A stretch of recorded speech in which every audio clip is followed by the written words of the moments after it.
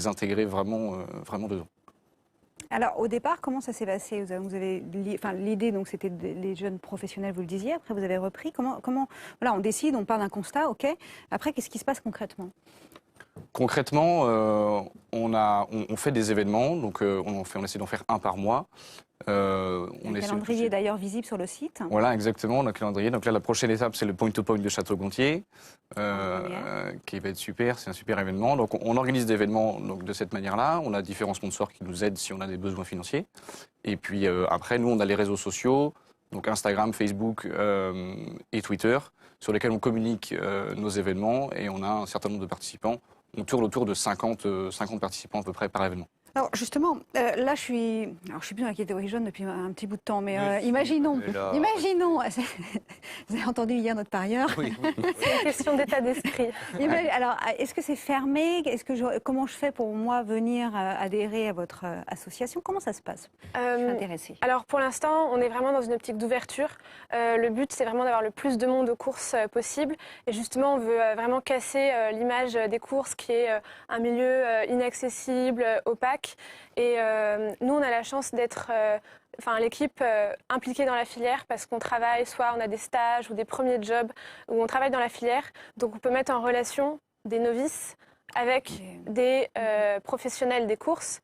Et donc on a un peu des ambassadeurs, des personnes clés qui parlent bien aux jeunes, qui vendent bien aussi les courses à ceux qui ne connaissent pas.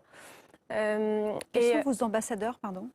Alors, on essaye de toucher à peu près tous les stades de, on va dire, l'édification d'un cheval de course. Donc, pour ça, on va voir des éleveurs. Des éleveurs, il y en a beaucoup qui sont partis à l'étranger, donc qui ont des super expériences à raconter aux jeunes. Et ça parle beaucoup aux jeunes entrepreneurs aussi. Ensuite, des jeunes entraîneurs qui sont aussi très actifs et de plus en plus sur les réseaux sociaux. Donc, c'est des très bons relais de communication pour nous. Et c'est vrai que via Instagram ou Facebook, aujourd'hui, on peut suivre un entraîneur. Et donc, on les incite beaucoup à continuer. Ça marche bien. Et après, nos ambassadeurs, c'est surtout des jeunes qui réussissent parce qu'on veut montrer que c'est pas parce qu'on est jeune et pas forcément issu du sérail qu'on ne peut pas y arriver. Et au contraire, même quand on est un jeune qui veut s'investir dans la filière et qui veut, pourquoi pas, acheter un cheval, il a un bon relais pour ça, une bonne personne qui réussit et qui peut lui donner les bons filons. Et comment on explique d'ailleurs justement qu'on ait l'impression comme ça de l'extérieur qu'on évolue en vase clos, que ces disciplines, parce qu'il y a quand même plusieurs disciplines aux courses, est très peu accessible en fait. Comment vous l'expliquez? Parce que vous êtes parti d'un constat, mais quels sont les moyens, les leviers que vous mettez en place justement pour casser cette image? Nous, on est parti un peu du principe, voilà, donc les hippodromes se vident quand même depuis quelques années. Et en Angleterre, on a chacun fait nos petites expériences en Angleterre. Et donc les deux choses, moi, que je remarque en Angleterre, c'est beaucoup de fun, de la musique, des bières, et ça fait ramener des gens aux courses. Ça casse un peu les codes français qui sont un peu vieillissants. On a toujours eu les mêmes personnes au même poste. Donc nous, on essaye de ramener un peu d'ambiance aux courses, de suivre les chevaux et pas uniquement le pari. Vraiment de faire toute une activité autour d'un cheval. On l'a fait avec Miller Thomas et on le fera avec d'autres chevaux pour vraiment présenter l'athlète et que les jeunes viennent le suivre dans une ambiance festive. Et c'est ça ce qui fonctionne. Mais c'est intéressant si vous parlez de l'exemple de l'Angleterre, mais le pari est quand même très présent aussi en Angleterre. Il y a le côté festif, il y a le côté cheval, animal évidemment, avant tout, puisque même un cheval qui est arrêté est applaudi, etc. C'est vrai. Mais le pari était aussi très présent et là je ne l'entends pas vraiment.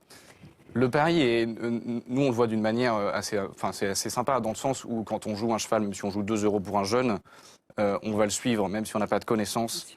On sait que le 2 c'est le nôtre et on va le pousser dans la ligne droite. Et alors ça effectivement on l'utilise dans ce sens-là effectivement, mais on essaye aussi de ne pas suivre qu'un numéro, mais de suivre un cheval, sa carrière, voilà, comment il évolue, comment il se travaille le matin. Beaucoup de gens, pas beaucoup de jeunes, ne savent pas, ils viennent aux courses et ils disent voilà super, il est très beau celui-là.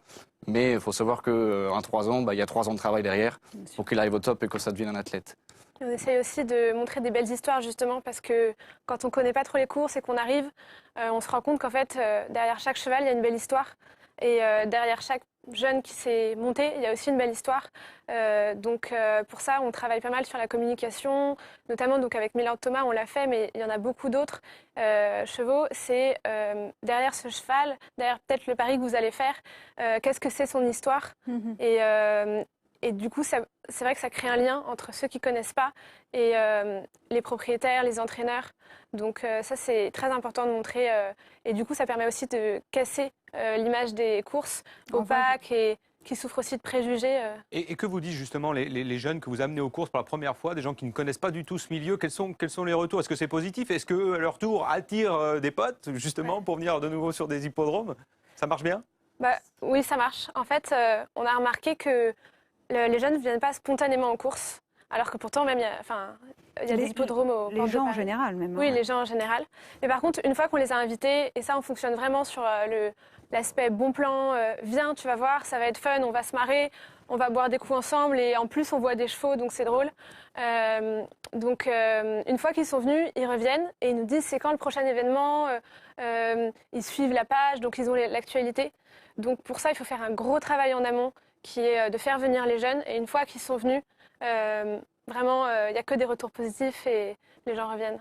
Et vous proposez d'autres animations, entre guillemets. Là, c'est week-end dans l'Ouest, la route des étalons. Ouais. C'est pas juste d'aller, par exemple, Mylord Thomas à Auteuil, qui est voilà, pratique, puisque c'est dans Paris, donc c'est plutôt pratique. Vous proposez aussi d'aller en province et voir d'autres côtés, d'autres aspects des courses. Effectivement, ouais. On le propose et ça marche très bien.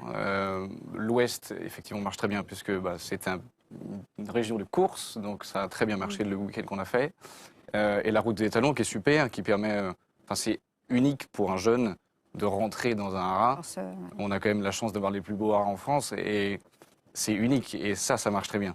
On fait tout un petit circuit, c'est un peu compliqué au niveau logistique parce qu'il faut ramener des gens d'un peu partout, mais ça marche très bien. Et c'est pas que les courses, c'est ça ce qu'il faut montrer. C'est tout ce qu'il y a derrière, tous les gens et beaucoup de jeunes travaillent donc dans les haras, à l'entraînement le matin et eux ils ont une histoire à raconter qui est très marrante.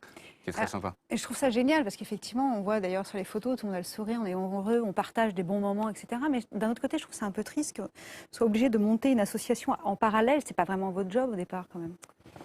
C'est pas notre job, mais c'est le constat qu'on a fait. On est obligé de faire cela pour essayer de ramener des gens. C'est aussi que ça nous tient tellement à cœur. C'est vraiment notre passion. Moi, j'ai découvert les courses il y a pas longtemps. Mais une fois qu'on découvre, on ne peut pas ne pas aimer quand on découvre tout ce qu'il y a derrière. C'est magique. Donc c'est vrai que ça nous prend quand même vraiment beaucoup de temps, mais on le fait avec passion pour l'instant. On espère que ça va continuer. On a le soutien vraiment de toute la filière, tous les socioprofessionnels. On n'a que des retours positifs. Et donc ça, c'est hyper booster pour nous. Ça nous donne beaucoup d'énergie. Donc c'est ce qui nous fait continuer. Après, il faut aussi que tous les acteurs des courses continuent de nous soutenir. Et aussi qu'ils mettent tous les moyens pour tout casser et tout refaire presque. C'est un peu ce qu'on a envie de faire. Oui, puis on vit quand même dans ce monde où l'événement en tant que tel ne suffit plus. Il faut aller en backstage, il faut aller voir comment ça se fait derrière l'événement en tant que tel. Et je pense que c'est que dans le cadre d'une association qu'on peut faire ça. En gros, ma question, c'est n'est-ce pas le rôle de France Gallo, clairement, de pouvoir organiser ce type d'événement? Oui, aussi. C'est un petit peu mon aussi, ressenti. oui, mais est-ce que franchement, un particulier seul qui irait toquer à la porte d'un haras, on lui ouvrirait forcément les portes? Je ne suis pas certain non plus.